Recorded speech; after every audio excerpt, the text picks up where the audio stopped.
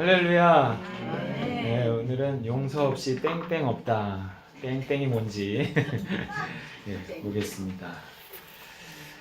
그 용서를 검색하면 이렇게 예수님이 나오는 게 아니라 누가 이렇게 자주 나오냐면 남아프리카 공화국 최초의 흑인 대통령이자 인권 운동가였던 넬슨 만델라가 나와요. 네, 곧 나올 거예요. 네. 그 반역죄로 보시죠. 2013년에 돌아가셨는데 반역죄로 종신형을 선고받고 일종의 정치범 이런 거죠. 27년 만에 감옥에서 나와서 대통령이 되었는데 그를 핍박한 사람들을 보복하지 않고 용서와 화해로 과거사를 정리했습니다. 자기하고 관련된 자기를 재판한 사람, 자기를 감옥에 가둔 사람, 교도소 소장 이런 사람을 하나하나씩 이렇게 만나서 식사를 하면서 이렇게 다 화해와 용서의 메시지를 전하고 대통령인데 권력을 가졌는데도 그들을 초대해서 그렇게 하나하나 다 풀어갔던 모습, 기록들이 이렇게 있더라고요. 27년을 감옥에서 썩었는데 그가 이런 말을 했어요. 뭐라 그랬냐면 감방에서 걸어 나와 나를 자유롭게 해줄 문을 향해 걸으면서 내 고통과 증오를 이곳에 남겨두고 가지 않으면 여전히 감옥 안에 갇혀있게 되리라는 것을 알았다. 예배 시간 중에 벨이 안 울리면 연말에 노벨상 드립니다. 아시죠? 노벨상. 네, 노벨상 후보에 오르시기 바랍니다. 네, 한 명 탈락이지, 한 명 탈락. 네. 감방에서 걸어 나와 나를 자유롭게 해줄 문을 향해 걸으면서 내 고통과 증오를 이곳 그 감옥에 남겨두고 가지 않으면 나가서도 여전히 감옥 안에 갇혀 있게 되리라는 것을 알아냈다 합니다. 여러분, 우리를 가두는 감옥은요 쇠창살이 있는 감옥만이 아닙니다. 그렇잖아요. 분노와 미움의 감옥에서 평생 못 빠져나오는 사람들도 많아요. 그래서 티베트의 지도자인 달라이 라마는 용서에 대해서 이런 말을 했어요. 뭐라 그랬냐면, 저건 예수님 말이고요. 제가 저기다 안 적었어요. 뭐라 그랬냐면, 용서는 단지 상처를 준 사람들을 받아들이는 것만을 의미하지 않는다. 그것은 그들을 향한 미움과 원망의 마음에서 스스로를 놓아주는 일이다. 그러므로 용서는 자기 자신에게 베푸는 가장 큰 자비이자 사랑이다. 그러니까 용서는 스스로를 놓아주는 일이다. 그래요. 그래서 오늘 용서에 관한 예수님 말씀도요 감옥 이야기를 하고 있는 거예요. 지금이나 그때나 용서는 어려운 일이었나 봐요. 예수님의 수제자인 베드로가 예수님한테 이렇게 묻습니다. 아니 도대체 용서는 몇 번이나 하면 되는 겁니까? 한 7번 하면 되겠습니까? 율법에 그런 내용이 있거든요. 그러니까 예수님이 야 한두 번이나 제대로 해라. 무슨 7번 이러지 않으시고 뭐라 그러냐면 7번 그걸 70번 더 해라. 7번씩 70번 뭐예요? 77에 49에 490번이에요. 490번. 무제한 용서하라는 얘기겠죠. 그러면서 예화 하나를 드시는데 그게 감옥 얘기예요. 감옥 얘기. 어떤 사람이 임금님께 빚을 졌는데 1만 달란트 몇 조에 몇 조, 우리나라 몇 조 원의 빚을 진 거예요. 이건 우리가 하나님께 진 빚이고 절대 갚을 수 없는 빚이라는 뜻입니다. 우리는 이 빚으로 인해서 죄책감이라는 첫 번째 감옥에 갇히는 거예요. 죄책감에 갇히고 두려움에 갇히고 지옥에 대한 어떤 이 막연한 그런 어떤 두려움이 있거든요. 사람들이 죄를 짓고 살면요 항상 이 두려움, 그래서 죽기를 무서워하고 죽음 이후에 뭐가 있을지 모르니까 이게 사람들이 갇혀있는 감옥이에요. 감옥. 이걸 하나님이 탕감, 즉 용서해 주셨다는 거예요.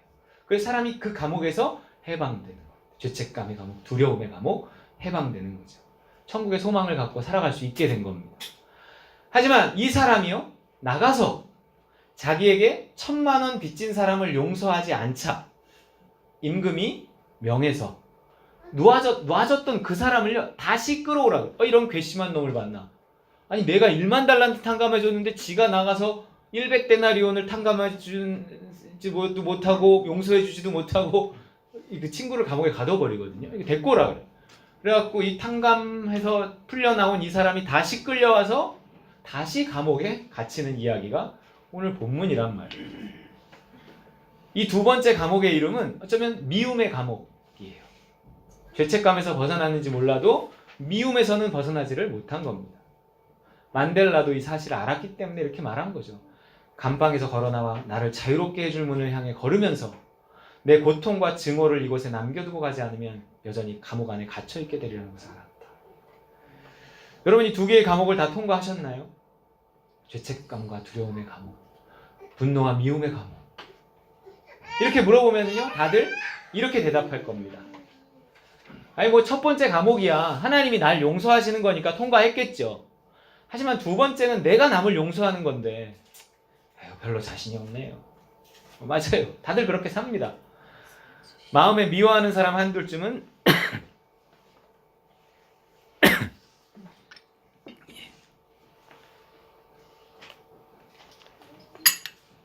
미세먼지가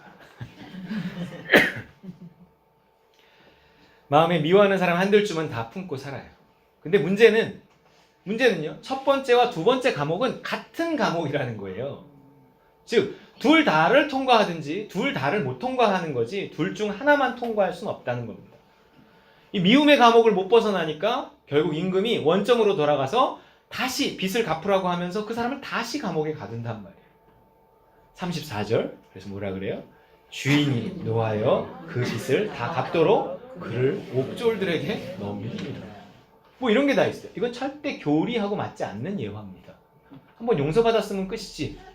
우리가 나가서 누구를 용서하지 않는다고 해서 하나님이 처음 우리를 용서하신 걸 취소한다는 얘기예요. 네가 사람을 용서 못하면 나도 널 용서 못하겠다는 겁니다. 용서에 있어서 선택의 여지가 없다는 거예요.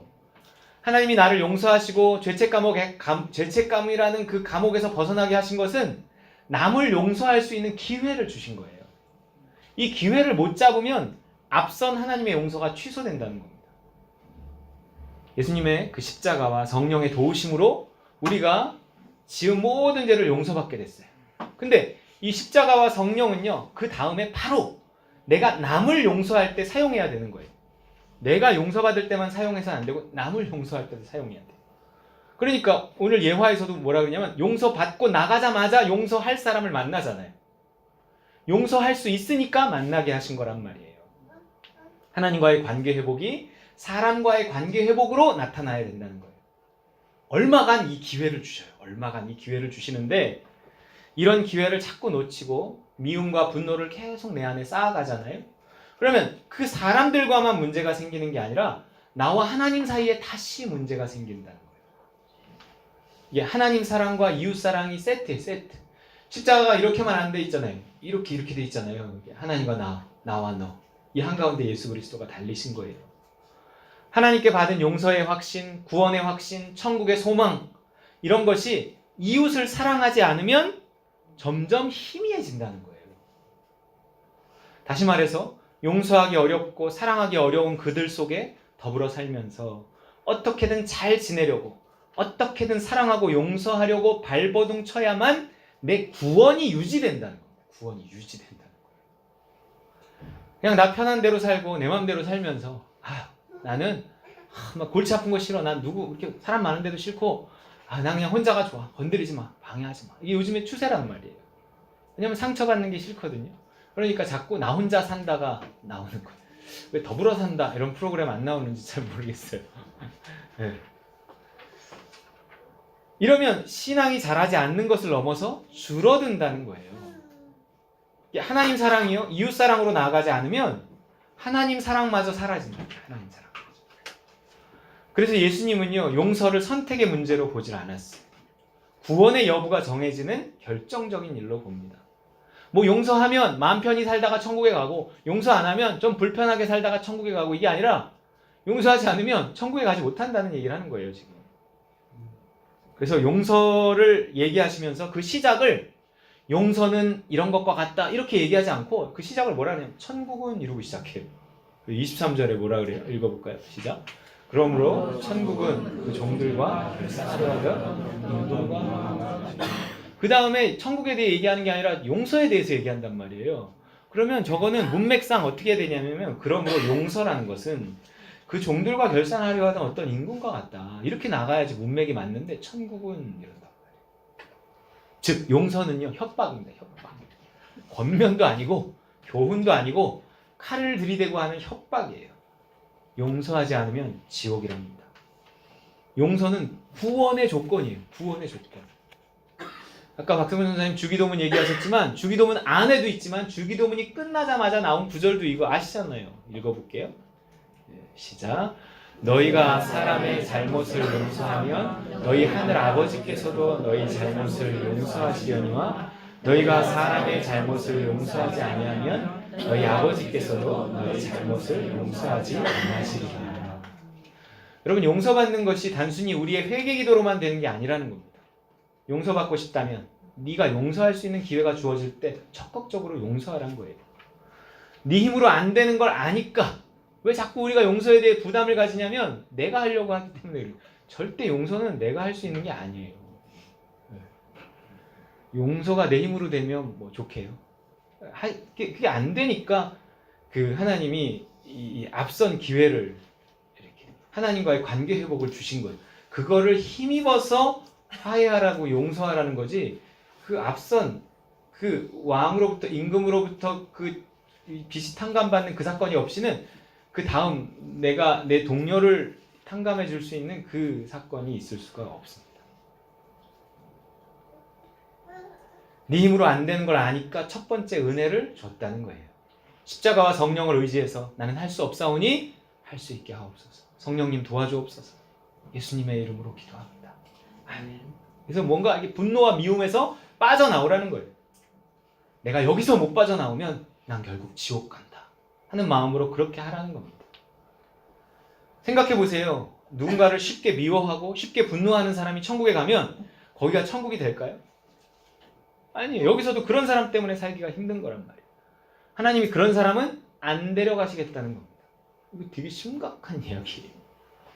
여러분 오해하지 말 것은요. 천국은요. 영혼만 들어가는 곳이 아닙니다. 자꾸 영혼이 천국에 들어간다고 이야기를 하는데 성경에 그렇게 나와 있지 않아요. 네. 사람이 죽으면 그 영혼은 어딘가에 머물러요. 지금은 뭐 그것이 뭐 낙원이 될는지 뭐가 될는지 하여튼 어딘가에 머물러요. 그리고 마지막 예수님이 이제 재림하셔서 심판하신 이후에 모든 죽은 자들이 이렇게 부활해서 그 부활한 육체와 영혼이 다시 합쳐져서 천국에 가는 거예요. 그러니까 뭔가 영혼이 떠도는 그런 막연한 세계가 아니라 지금 여기처럼 어떤 몸이 있는 곳이라는 말이에요. 그러니까 어떤 구체적인 삶이 있는 곳이 천국입니다. 얘기는 거기가 어떤지 삶이 어떤지 얘기는 분명히 안 해놨지만 성경은 그 성경이 분명히 이야기하는 것은 부활한 육체를 가지고 천국에 간다는 것을 이야기를 해요. 그래서 천국에 갈 때 우리 육체에 변화가 있다고 썩을 몸이 썩지 않을 것으로 죽을 몸이 죽지 않을 것으로 홀연히 변화돼서 간다고는 이야기를 하지만 또 그 남자와 여자의 구분이 없다는 식으로 이야기를 하기도 해요. 거기는 남자와 여자의 구분이 없고 결혼이나 이런 것도 없고 이런 이야기들은 있어요. 그런데 어떤 이야기는 없냐면 들어가는 순간 갑자기 사람이 천사처럼 성격이 좋아진다거나 뭔가 사람이 갑자기 성화된다거나 이런 말은 성경에서 제가 본 적이 없어요. 육신의 변화, 환경의 변화만을 성경은 말하고 있지 우리의 어떤 내적인 변화가 천국에 들어가면서 일어날 거라고는 제가 어디서 읽은 적이 없다는 거예요. 괜히 그것이 천국이니까 당연히 그렇게 바뀔 것 같은 상상일 뿐이지 성경적 근거는 없다는 겁니다. 당연히 바뀌어야 그것이 천국이 될 것 같죠.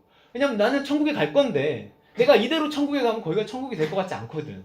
그러니까 내가 가는데 거기가 천국이 돼야 하니까 나는 분명히 들어갈 때 바뀔 거야.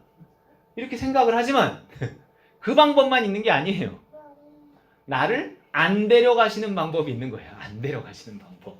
나 안 데려가면 되잖아요. 물 흐릴 만한 사람은 안 데려가시는 겁니다. 백보 양보해서 데려간다 쳐도 비슷한 사람들끼리 모아놓는 거죠. 그럼 그것이 천국인 듯 아닌 듯 그런 곳이 되고 만드니까요. 여기랑 비슷해요. 뭐. 그래야 공평한 거 아닌가요? 여기서 뭔가 고생하면서 훈련받은 사람들이 대우받아야 되는 거잖아요.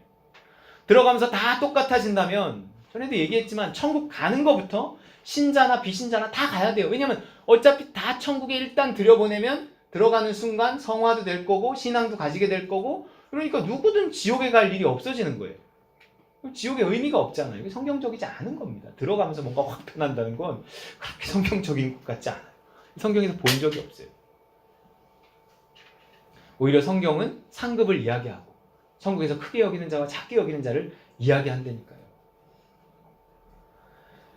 결국 용서란 사람과의 관계 속에서 내 신앙이요 확인되는 기회고 자라나는 기회입니다. 뭔가 분노와 미움이 일어나는 걸 보면서 내 연약함을 깨닫고요. 1만 달란트 탕감해 주신 하나님을 뭔가 기억하면서 의지해야 되는 거예요. 하나님 제발 미워하지 않게 해주세요. 분노의 감옥에 갇히지 않게 도와주세요. 미워하는 나는 예수님과 함께 죽었습니다.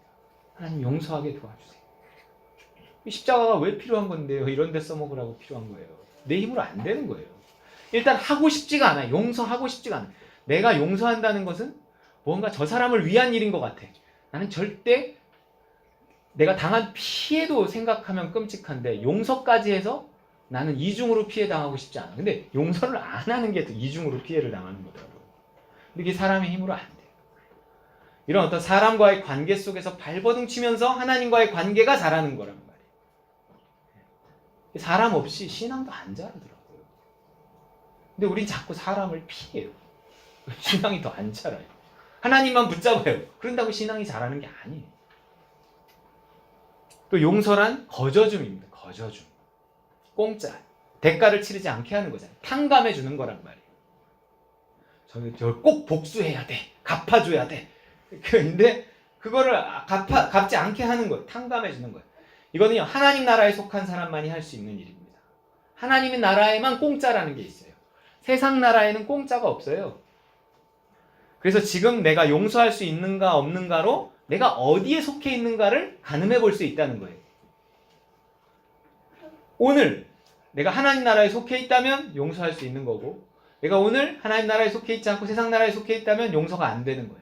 뭔가 자꾸 미움과 분노가 일어나고 용서가 되지 않는다면 나는 여전히 세상 나라에 있다는 것을 알고 그거 알라고 자꾸 사인으로 자꾸 주시는 거거든요. 그리고 발버둥 쳐 기도하면서 다시 하나님 나라에 들어가야 돼요. 우리 이 그림을 대부분 보셨겠지만 혹시 못 보신 분들도 있을 테니까 오늘 하나님 나라에 속해 있어야만 내일 하나님 나라에 들어가는 거예요. 천국에 관한 이 그림은 중요하고도 중요합니다. 보세요. 밑에가 세상 나라예요. 우리가 살고 있는. 천지가 창조되고 세상은 끝이 있어요. 근데 그 끝에는 예수님의 재림이 있어요. 재림. 근데 하나님의 나라는 언제 시작되냐면 저 세상 나라가 끝나는 예수님의 재림 때 시작될 거라고 다 알고 있었는데 알고 보니까 전혀 생각지 못한 방식으로 하나님 나라가 임했는데 예수님의 초림과 함께 임했다고 그래요. 그래서 지금 이 시대는요. 우리가 잘 알 수 없지만 하나님의 나라와 세상 나라가 이렇게 겹쳐 있는 세계예요. 보이진 않지만 여기 하나님 나라가 임해 있어요. 천국이 이미 시작됐단 말이에요. 즉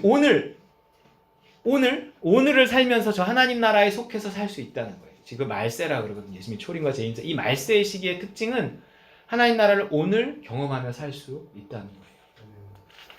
내일 들어갈 그 하나님의 나라를 그 하나님의 나라가 오늘 이미 시작됐어요. 오늘. 그래서 오늘 하나님의 나라를 누리다가 내일 하나님의 나라를 이렇게 이어가는 거예요. 이게 안 되고 오늘 세상 나라에 속해 있다가 내일 하나님 나라에 들어간다?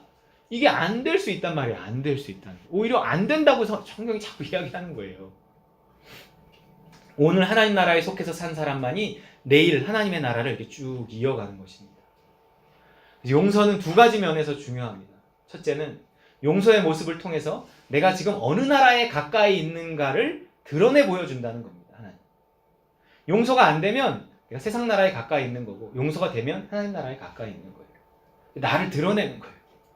하나님이 아브라함을 시험하잖아요. 그의 신앙을 드러내시는 거예요.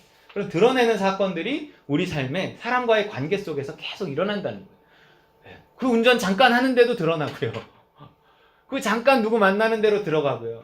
이게 늘 우리 주변에는 누군가가 있기 때문에 그 누군가의 관계 속에서 내 상태를 드러내신다는 거예요. 그 드러내시는 이유는 정신 차리라는 거죠. 너가 세상 나라에 속해 있다. 그렇게 있다가 내가 재림하면 너 어디 갈 것 같으냐. 정신 차리라는 거예요. 둘째, 만일 용서가 되지 않는다면 분노와 미움이 사그라지지 않는다면 십자가와 성령을 의지해서 발버둥쳐 기도해야 된다는 거예요. 그래서 어떻게든지 나를 다시 천국에 가깝게 만들어야 돼. 그렇지 않은 채로 살아가다가 어느 날 심판을 맞이하면 지옥 갑니다. 여러분 요즘 제 설교가 좀 부담되시죠? 자꾸 천국 얘기하고 지옥 얘기하고. 우리 박은주 선교사님이 병원에 입원했는데 이제 그 김자 집사님 제 설교를 보내줬더니 실로 오랜만에 천국 얘기를 듣는다고 그러더라고요. 요즘 설교에 천국도 없고 지옥도 없고 잘 그래요. 특히 지옥은 없습니다. 설교에 지옥이 상실된 지가 되게 오래됐어요. 마치 천국은 따놓은 당상처럼 그냥 있는 걸로 여기고 막 이렇게 교훈적인 설교를 하는 경우도 참 많은데 아닌 것 같아요. 제가 성경을 아무리 봐도 아닌 것 같아요. 여러분 우리 들어가야 되잖아요. 네? 천국 가야 되잖아요. 엊그제도 철로 역정 다 보셨지만 보신 분들 많으시지만 천국까지 가는 길은요 좁은 길이고요 그야말로 역정 고난의 길입니다. 고난의 길. 우리에게 이런 말씀을 자꾸 하나님이 들려주신다는 거는요 우리 따누 식구들을 천국으로 데려가시겠다는 하나님의 의지입니다. 그렇게 생각해요. 왜냐하면 데려갈 사람들이니까 자꾸 이거 들려주는 거예요. 네. 아니면 그냥 쉽게 가죠. 뭔가 확실히 넣어주고 싶으니까 하나님 우리 교회 되게 사랑하시니까 이런 메시지 주신다고 생각을 해요. 용서와 구원이 연관된 게 아니라면 도대체 예수님의 이 비유를 뭘로 해석하겠냐고요. 이 이야기의 결론은 비유도 아니에요. 아예 딱 나와요. 결론이 35절입니다. 시작. 너희가 각각 마음으로부터 형제를 용서하지 아니하면 나의 하늘 아버지께서도 너희에게 이와 같이 하시리라. 자꾸 우리는요 교리를 끌어들여서 말씀을 재단합니다. 자꾸 이런 얘기 하잖아요. 그러면 우리는 우리가 배운 교리를 가지고 말씀을 재단해요. 저거 이단이야. 저거 행위구원론이야. 저거 율법주의야. 자꾸 이러는데 예수님 말씀이에요. 무슨 율법주의고 무슨 행위구원이에요. 예수님 말씀 제 그대로 한 거예요. 근데 뭘 기준으로 자꾸 우리가 판단하냐면 교리예요. 교리. 여러분 교리로 구원받지 못합니다. 안 그랬으면 예수님이 우리에게 교리를 가르치시지 왜 이야기를 했겠어요. 교리는 구원을 절대 설명을 못합니다. 왜냐하면 교리는 논리적이어야 하거든요. 근데 구원 자체가 비논리가 아니라 이게 초논리거든요. 그러니까 이제 이야기로만 이게 풀어지더라고요. 이야기로만. 이런 이야기 저런 이야기가 우리를 끊임없이 뭔가 깨닫게 하고 회개하게 하고 자라나게 하고 움직이게 하고 그래서 구원에 이르게 하는 거예요. 믿고 세례받고 구원받는다. 이걸 교리라고 해요. 교리. 그러니까 자꾸 세례에 대해서 뭐 침례냐 세례냐도 따지지만 받았냐 안 받았냐를 막 이렇게 따지고 어떤 세례를 받았냐 어떻게 받았냐 누구한테 받았냐 막 이렇게 따지는 거예요. 왜냐하면 그게 구원의 커트라인이라고 생각하기 때문에 그래요. 근데 그렇게 세례를 받았다고만 하면 그 다음부터는 구원받은 사람으로 자꾸 쳐주는 거예요. 근데 여러분 이 교리로 우리가 구원받는 것이 아니에요. 이 말이 틀린 건 아니지만 맞는 말도 아니란 말이에요. 난 간단하고 쉬우니까 저걸 믿을래. 이랬다가 수많은 다른 말씀들로 심판받으면 어떻게 할 건데요? 여러분 늘 이미라는 생각으로 평안해야 합니다. 이미 구원받았고 이미 하나님 나라에 들어가고 이미 하나님 자녀가 되었어요. 하지만 동시에 아직이라는 생각으로 긴장해야 한다는 거예요. 아직 나는 구원받지 않았다. 내가 어찌하든지 구원에 이르려 하노라. 바울이 한 말이에요. 바울이. 두렵고 떨림으로 너희 구원을 이루라. 바울이 한 말이에요. 우리의 구원은요 이 이미와 아직 사이에 있다는 거예요. 교리로 설명되지 않습니다. 어떻게 이미와 아직 논리적이지 않잖아요. 이미 구원받았는데 아직 구원받지 않았어요. 논리로 설명되지 않습니다. 발버둥 쳐서 우리가 자라나고 성숙해지기 전까진 우린 구원이 뭔지 천국이 뭔지 절대 모릅니다. 무슨 10단계 성경 공부했다 그래갖고 구원이 뭔 줄 알고 천국이 뭔 줄 알면 좋게요. 보니까 아니더라고요. 절대 그렇게 되지 않습니다. 이거는 아주 성숙한 사람이 이렇게 뭔가 믿음으로 받아들일 수 있는 어떤 그 지점에 있는 거지 우리가 몇 과 공부한다고 그 구원과 천국을 절대 알지 못해요. 그렇게 우리가 자라날 수 있는 도구가 뭐냐? 자라나야 돼. 구원도 천국도 확신을 가져야 되는데 천국에 대해서 확신을 갖는다면 소망을 갖게 되고 이 땅의 어떤 어려움도 이겨낼 수 있게 되는데 무엇이 우리로 그 지점까지 끌고 가느냐? 용서라는 거예요. 용서. 그 도구가 용서예요. 관계예요. 관계. 우리는 쉽고 편한 관계, 익숙한 관계. 그게 상처받지 않고 모험하지 않고 최소한의 관계만 유지하고 그 관계를 자꾸 멀리하고 그러니까 뭔가 관계 속에 상처받으면 또 그냥 휙 떠나버리고 이게요 신앙을 절대 잘하게 하지 않고 나중에 구원마저도 취소되게 합니다. 그래서 자꾸 우리 주변에요, 하나님이 이런 놈 저런 놈들을 배치해 두신 거예요. 우리의 신앙을 위해, 우리의 구원을 위해서는. 심지어 너의 원수가 집안 식구랍니다. 말 다 했죠. 따라해 볼까요? 용서 없이 구원 없다. 용서 없이 천국 없다. 그냥 하는 말이 아니라 예수님 말씀입니다. 여러분, 교리에 속지 말고 이 직접적인 예수님 말씀에 구원의 커트라인을 맞춰야 합니다. 심판자가 바울이나 베드로가 아니라 예수님이기 때문에 그래요. 예수님. 용서를 통해서 스스로를 들여다보고, 용서를 통해서 자라나고, 용서를 통해 천국에 이르는 우리 따릉과 누림 식구들 다 되시기를 주님의 이름으로 축원드립니다. 아멘.